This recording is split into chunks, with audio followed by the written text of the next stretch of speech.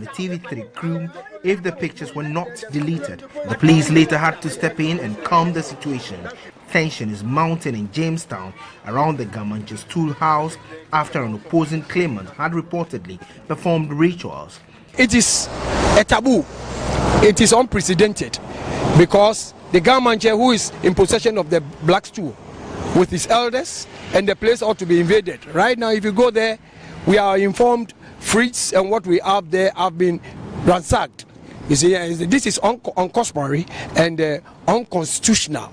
With tight security, the area is under 24-hour surveillance as the office of the Gamanche believes there has been an invasion. We hope right now they will try and protect the Gamanche, give him access, guide him to get access back to his stool house, because he was in possession of the stool house as at last night before they invaded the place. So the place belongs to the Gamanche and his elders. So you have to go there because that is where the stool is. Even tomorrow Sunday, he is expected to perform a customary rite in the stool room. So we plead with the police that they should give him protection to be able to go back to the stool house. But in a strongly worded letter expressing their displeasure of what they called an invasion, they described some government functionaries of aiding the purported invasion. A crunch meeting is underway as the elders are bent on preventing chaos and clash between the factions. Now, potable water is a luxury for residents of Bonsahon in the Atimokwa district of the Central Region. Residents want authorities to fix a borehole the Rawlings-led NDC government provided for them some 20 years ago. A report by Spencer Kwabna Mensah-Boatin. The farming community, with a population of about 800, is made up of people from different parts of the country living together. One major setback hindering the progress of this community is the lack of potable water. In the late 90s, the Jerry Rawlings-led government provided them with a solar-operated borehole, which parts were reportedly stolen. But this has since not been attended to by successive governments. Residents here do not miss any opportunity to harvest rainwater for domestic chores, but are forced to trek several miles to get water during dry seasons. Access to potable drinking water has been a challenge for years. We are appealing to government to provide us with potable drinking water. Sustainable Development Goal number 6 promotes access to potable water for all by 2030. 13 years more to 2030, and this is the only source of drinking water for over 800 people. Now, students come here every day to get water to the school before lessons begin. We're speaking with one of the students. So why are you getting water from here, and what are you going to use for? We are going to use to drink in the school, because if you do not come and fetch water from here and go and drink, we cannot get any water in the school to drink. Several attempts to reach the district chief executive on the issue proved futile. Spencer Kwabna Mensah, TV2 News, Chefubonsa. Away from the Central Region, after 6 years of distancing themselves from taking part in activities of the Ningo Pram Assembly, the people of Great Ningo have backed down on their demands and resolved to work for development. Their decision follows several joint consultations with the chief and people of the area. In 2012, residents of Great Ningo protested against the government's naming of Pram as the district capital. They complained of neglect, adding that their town was the oldest and endowed with the country's largest salt mining site, yet very deprived. Communities including Mangochona and Aitepa in the Ningo area are going through difficult times as access to potable water, health and education remains a hurdle. However, more consultation with the Ningos, led by the acting paramount chief, Nene Kanu Atiapa III, resulted in an agreement to now pay levies to the assembly. As we don't join them, things are not functioning well. So as we join them, I think the developmental projects also will be coming to Ningo area here. The assembly is also hopeful the move will help generate more revenue for development. It paves way for the district to increase our IGF from the Ningo area. And once we generate a lot of IGF, obviously we'll use it for the development of the district.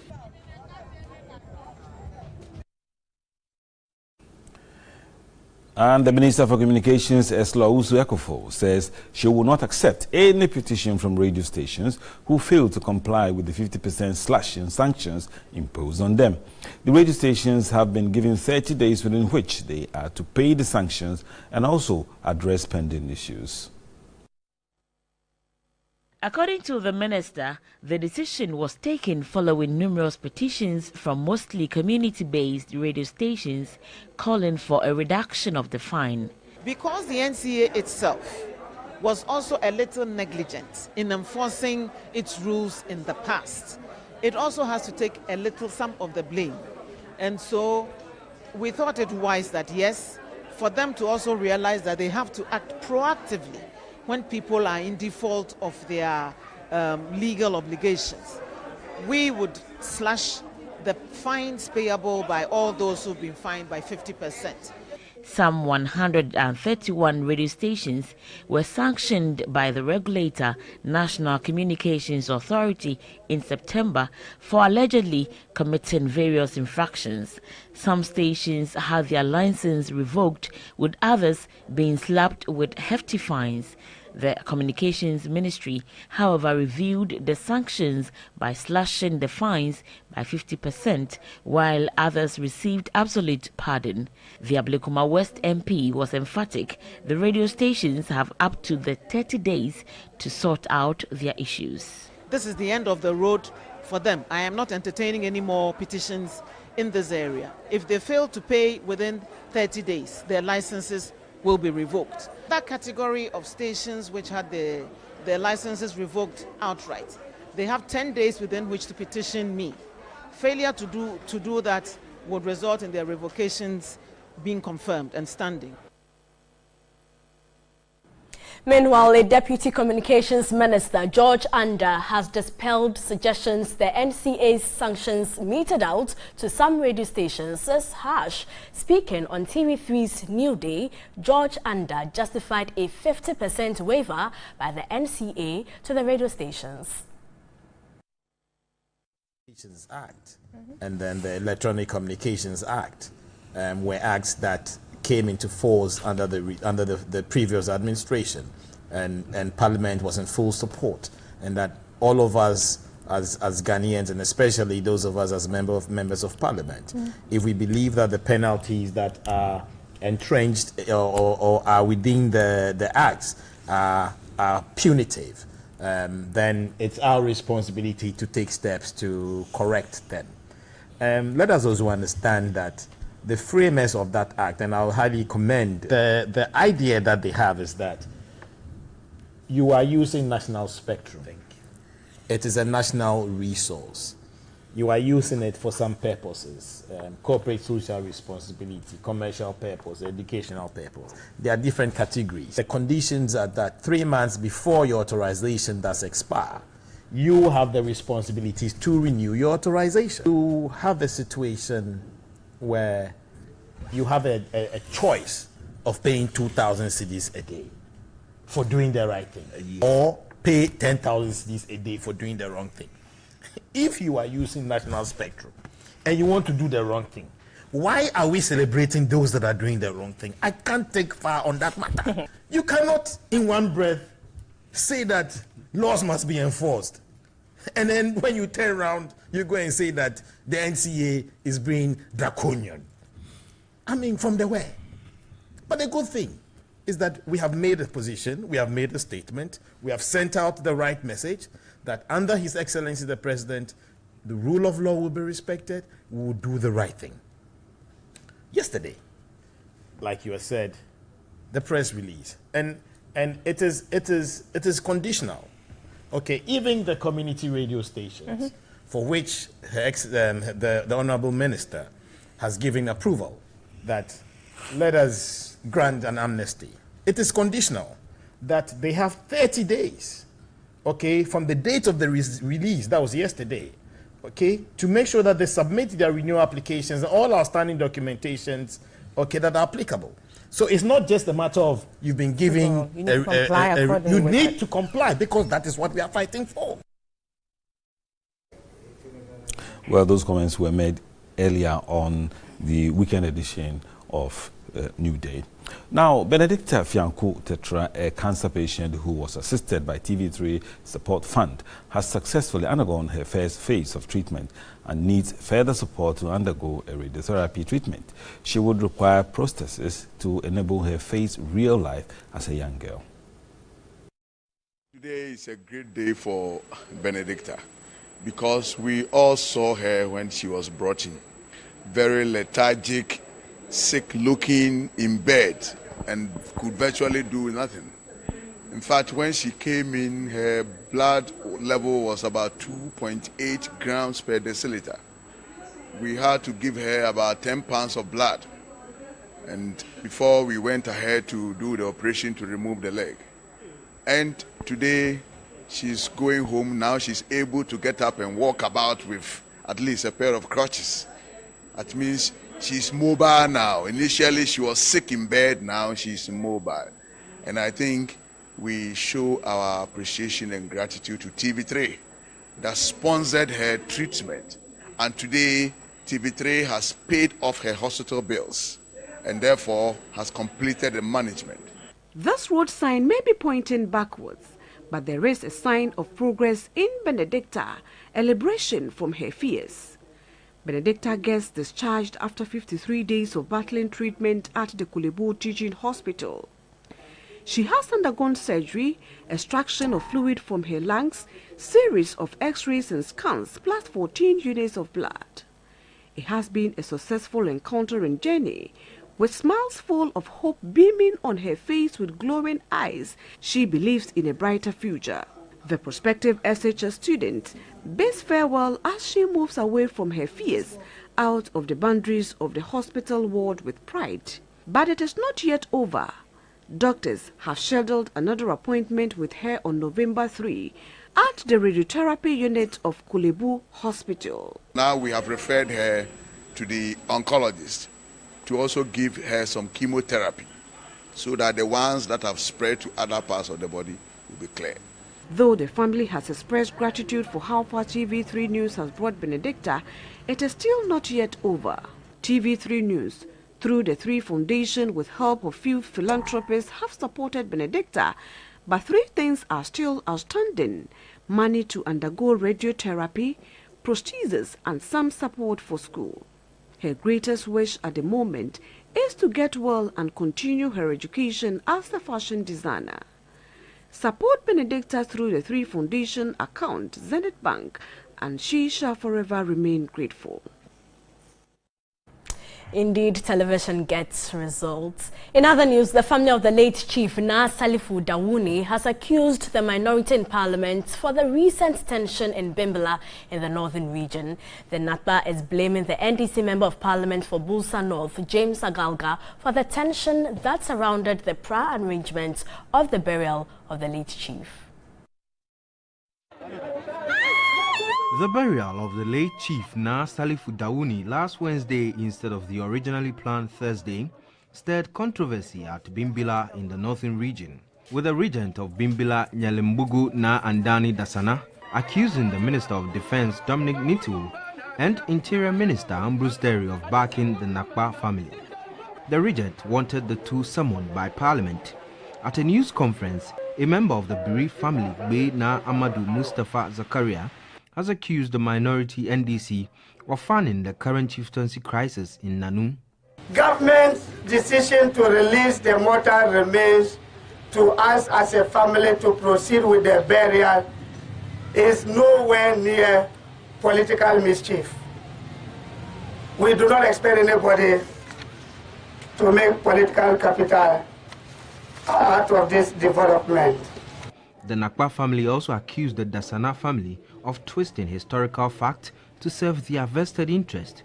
We therefore want to appeal to the conscience of our contenders to fear the Allah that we all serve and tell the truth about the current chieftaincy crisis in Nano.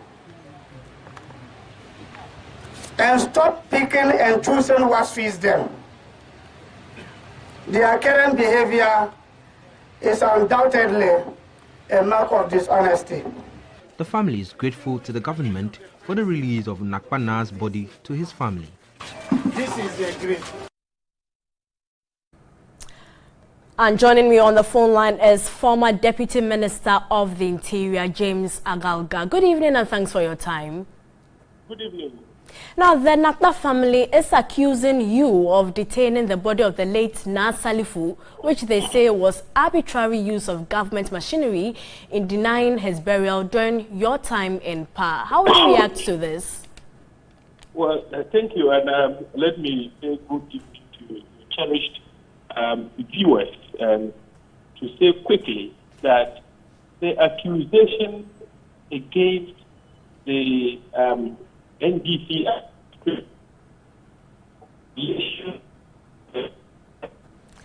Mr. Agaga, can you please reposition yourself well? Very well. Okay. Is it loud? It is better now. Yeah, is it clear now? Very clear now. Go ahead. Very well, yes.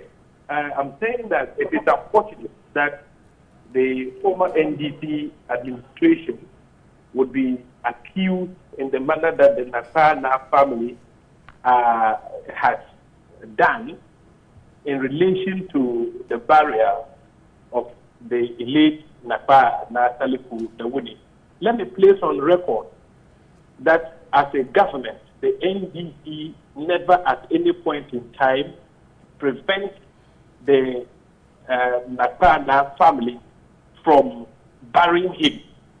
The NDC, and let me repeat for the sake of emphasis, that the NDC government, whilst in power, never at any point in time prevents or denies the late Nathalie Fooda family the opportunity to bury the late chief. There is evidence to that effect. And I have in my hand a letter written by the Regional Coordinating Council, and to be very specific, the RECSEC, signed by the then chairman, the Honorable Mohammed Muniru Kimuna Al-Haji, and addressed to the head of family, Nathalie Fooda. And Nathalie Fooda is the same person as the late Nakpana. That particular letter was dated the 3rd of November 2014. Let me read this letter for the sake of clarity and to put matters beyond doubt. And I read, you would recall that the family of the late Nakpana Fooda wrote a letter dated 10th June 2014. The Regional Security Council requested for the release of the body of the late Nakpana for burial at Bimbilana, copy of letter attached. 2. In response to the letter, RECSEC, for its letter dated 19th June 2014, indicated that it was unable to release the body of the late chief to be buried at Bimbilana because the determination of who was the Bimbila chief was pending before the Judicial Committee of the National House of Chiefs. 3.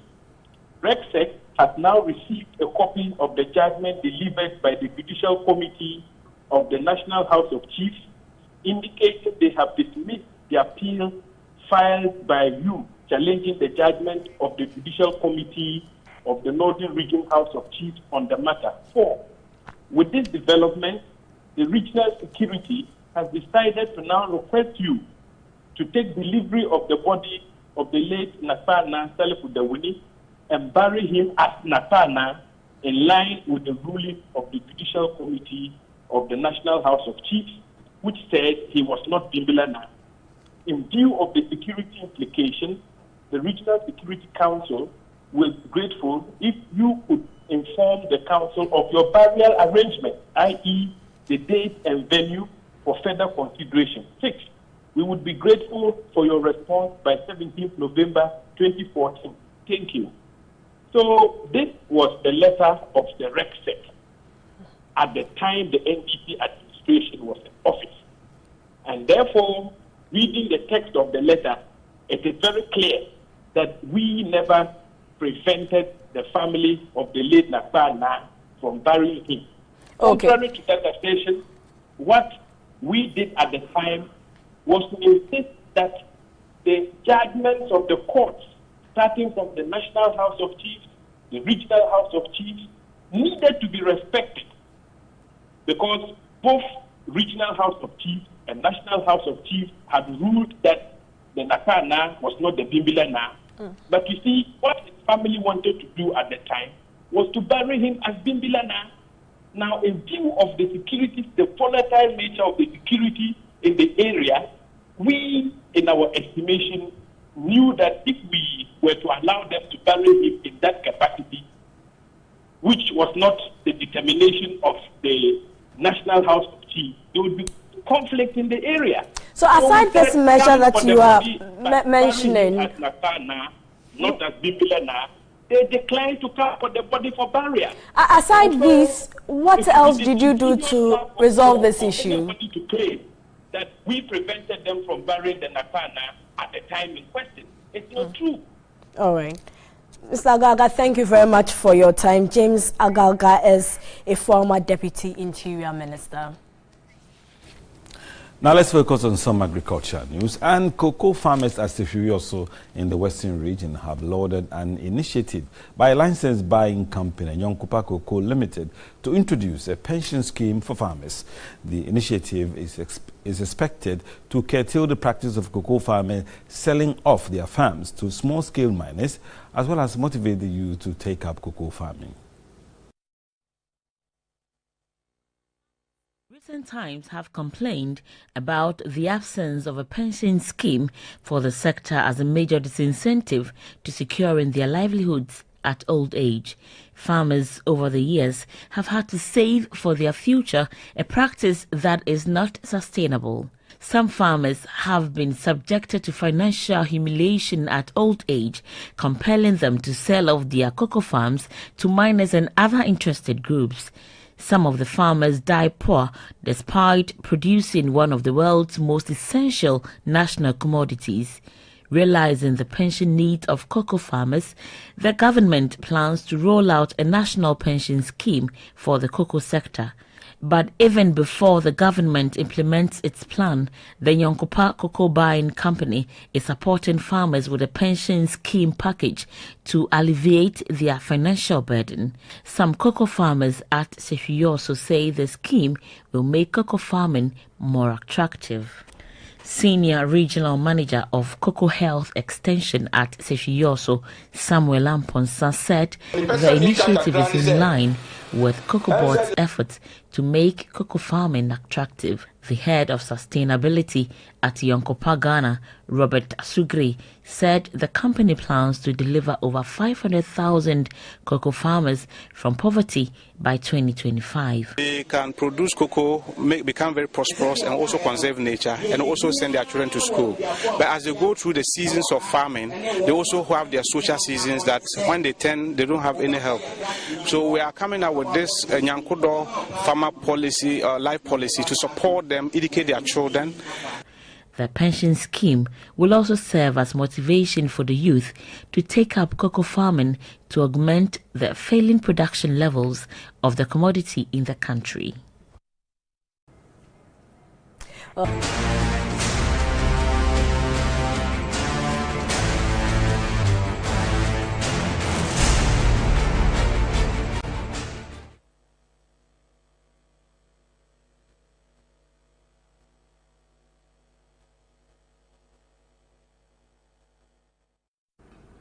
Hello again, it's now time for Mission, and this program is supported by Star Ghana with funding from DFID, Danida and the European Union. In her very first story, her woes began some 13 years ago when her last two children were born with abnormal curvature of the bones. She spends her entire day on the children who cannot walk or do anything for themselves. Peter Kwao Adato spent a day with 48-year-old Rebecca Ochre and her two children who are struggling to access healthcare and education. It was about 7:15 in the morning of Tuesday, October 17, and the location was at Greek Nzima Abrasu, a suburb of the Ashanti regional capital, Kumasi. In the corner of a semi-completed compound house was 10-year-old Eugene Otri brushing his teeth. His unusual position was not by choice anyway. Eugene was born with abnormal curvature of the bones. All 2 lower limbs are deformed.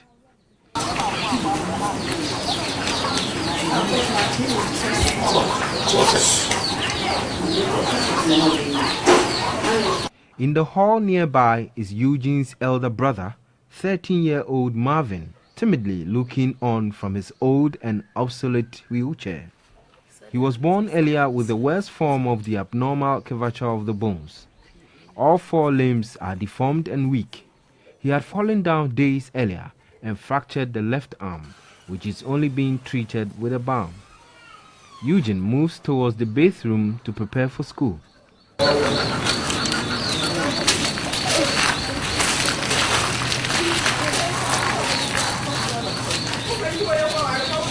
The cause of Marvin and Eugene's conditions are not known. Soon, 2 schoolboys appeared on the compound. They are Marvin's classmates who have chosen to help him to and from school. A cursory look through Marvin's books showed an excellent academic performance.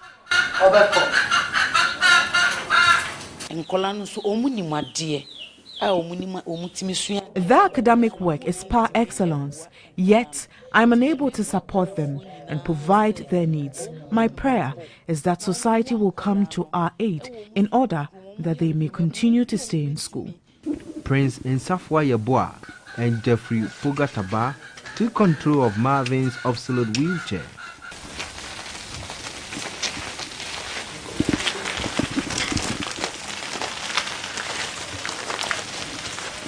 Slowly and carefully, they guided it through hills and valleys to the makeshift school and straight into the junior high Form 1 classroom.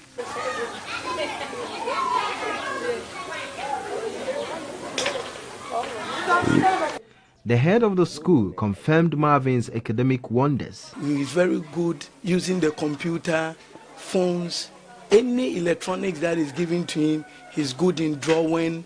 He can create a lot of things that he needs support from other people to help him finish. And if God grace, he can walk, do all things that other people can do.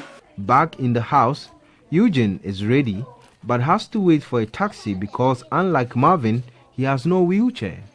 And for 7 years, this is what Rebecca Otri has been going through as a sole parent to the boys. Their father, Kojo Otri, had abandoned the family. Sales from these food products is what is used to feed the boys and cater for their needs, but obviously not enough for healthcare considerations. So I plead with all Ghanaians to help me take care of the 2 boys, their school and healthcare. I am at my wit's end. Aunt Rebecca's only hope for medical attention during a humanitarian medical outreach at the First Care Hospital was unsuccessful. The condition of Marvin and his brother Eugene can only be addressed outside Ghana, according to the medical team. With her hopes dashed, Rebecca and her 2 challenged children would only have to wait for another humanitarian mission to try their luck. Unfortunate situation over there. Eugene and Marvin represent a number of children with special needs and what they go through every day. Let's go to Gas South, where most children with special needs in rural Ghana are often denied their basic rights, especially health and education, while the mission team chronicles the life of Happy and the quest to help her live a normal life in society. She may be called Happy, but her name is not a reflection of the condition in which she finds herself.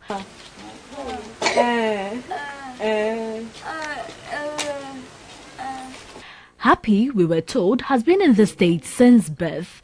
She's unable to speak and only responds to gestures from residents. Unfortunately, her parents do not have money to send her to the hospital and to cater for her needs. Her father, who could not stand the shame of having a disabled child, abandoned his family and has not been seen till date. As a child with disability, Happy does not have a right to education and health. The mission team stepped in and decided to have Happy's medical condition diagnosed.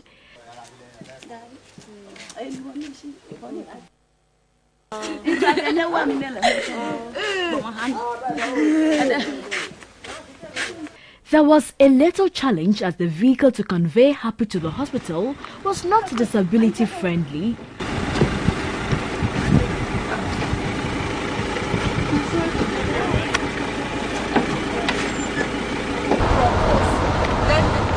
For the first time since birth, the mission team, together with Happy, arrived at the Nsuwam Orthopedic Training Center.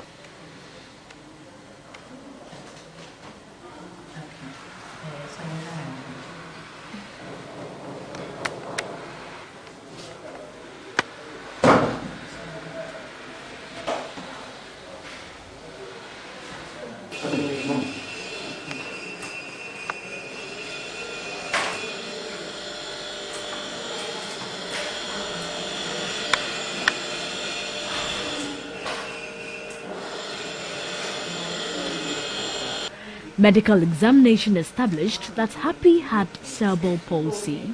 Now she's having knee contractures, the feet are deformed, she's having a wrist drop and the hip as well.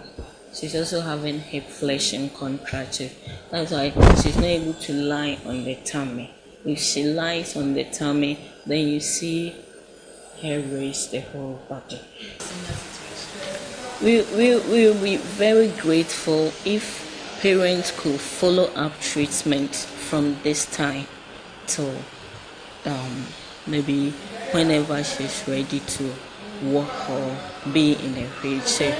The term cerebral palsy refers to a group of disorders that appear in infancy or early childhood and permanently affects the body movements, muscle coordination and balance. In Ghana, persons with disability, especially those with cerebral palsy, continue to face discrimination and difficulties imposed by society in every area of their life. Despite the commitment made by government in its inclusive education policy, children with disabilities are still at risk of stigma, misunderstanding and discrimination, particularly within their local communities. Farida Bedwe is a technology genius. Although diagnosed with cerebral palsy, Farida has defied all odds and serves as an inspiration to all. Happy can be inspired by the story of Farida Bedwe, but she's not in school and it may take time for her to enjoy quality of life. The mission team will follow up on Happy's story and progress to ensure her turbulent past will end on a very happy note. We will be grateful if you aid Happy to be wealthy. Portia Gabo, TV3 News, Accra. There should indeed be a happy ending to her story. Let's now go to the Eastern region, where the absence of a school facility at Maria Krom in the Kuapin South District has forced most children in the area of school-going age to stay at home. The nearest school has just one classroom block. It was a sunny afternoon when the news team arrived at the village of Maria Krom in the Eastern region.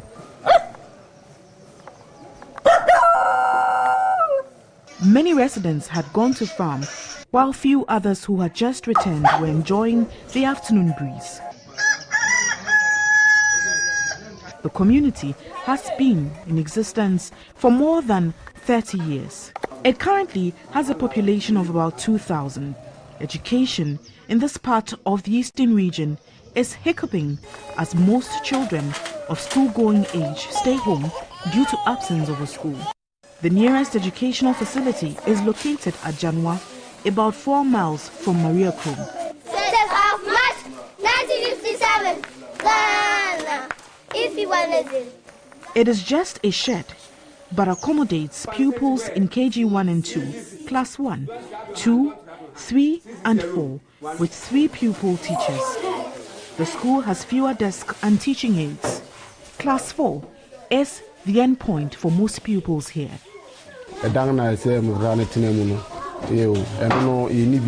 We have been compelled to put all the pupils in one classroom because of lack of facilities. Our appeal to the community to support us build an additional classroom has not been fruitful. Dreams of children at Maria Krum who cannot trek long distance to Janwa appear to be shattered. 37-year-old Joyce Ahiame has 4 children, but 3 have dropped out of school because her family is unable to meet the educational needs. She said her cooked beans business, which the family depends on, is irregular. Our children have been staying at home because their father is financially handicapped. We depend on our small farm for survival. Chief of Maria Krum, Kwame Dovu, is worried about the impact of lack of education on the community. He appealed to authorities to provide social amenities for poverty reduction. We have made land available for construction of a school. We will also support the project with a communal labor. Access to health care is also a challenge, negatively impacting on children and the aged. Sustainable Development Goal 3 and 4 promotes access to quality education and health for all by 2030. For Maria Krum to meet the United Nations set targets, duty bearers must channel resources into addressing their education and health needs. That's it for today's edition of Mission. This program is supported by Star Ghana with funding from DFID, Danida and the European Union. Thanks so much for watching. Join us again same time tomorrow for another exciting edition.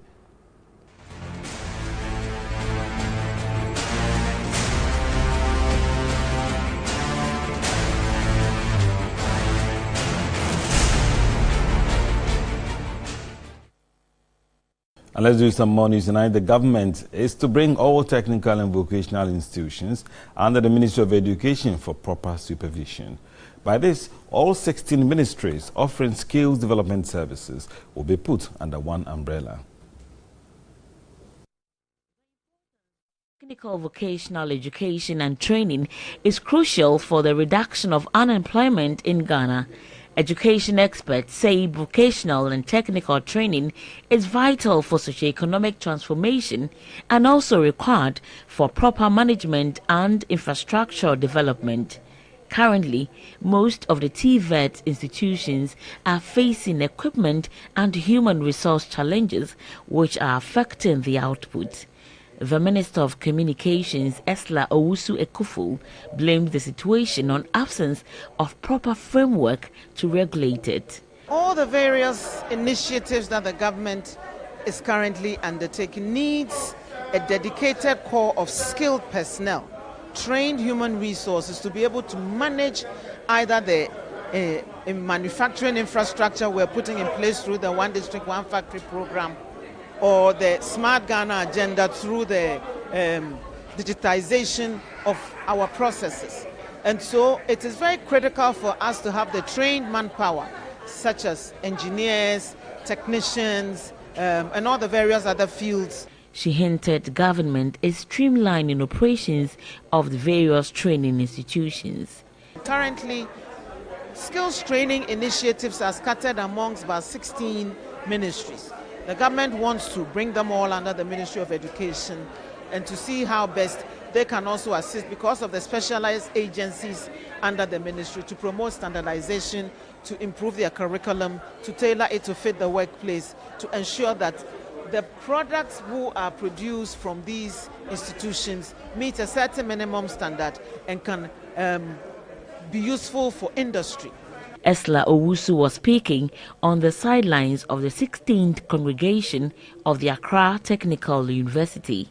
The graduation had become possible after the governing council of the school was constituted months after the NPP government took office. About 5,000 students comprising 2016 and 2017 academic years graduated. You have to acknowledge all those who supported and encouraged you throughout your studies. Let us acknowledge your parents and guardians families, friends, and sponsors, without whom you wouldn't be here celebrating today. Chairman of the Governing Council, Professor Ralph Kingston Asabre, wants technical vocational training institutions to be resourced for effective teaching. The project's benefits to the learning environment cannot be underestimated. I appeal to the representative of the President, the Minister of Communication, for this occasion, and to other stakeholders, the GET Fund and CODVET, to intervene with funding for the expansion of existing structures and logistics. This is News 360 on TV3. Well, tonight in this segment, more than 50 Egyptian security personnel have died during a clash with suspected Islamist militants.